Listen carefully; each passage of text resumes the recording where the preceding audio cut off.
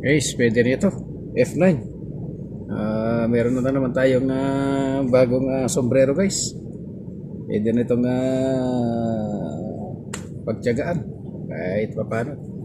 Pang cover sa sa init. No? Okay siya. Tigas, parang ano yan. Parang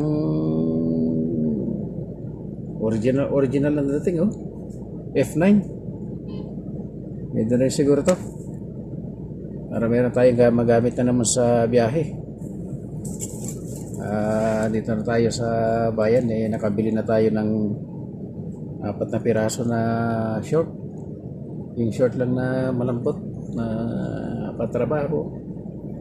Wala. Tapos nakabili tayo nitong sombrero. Dapat yung 501 ang kunin ko eh.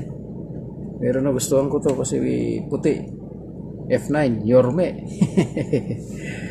Ganda rin gano'n.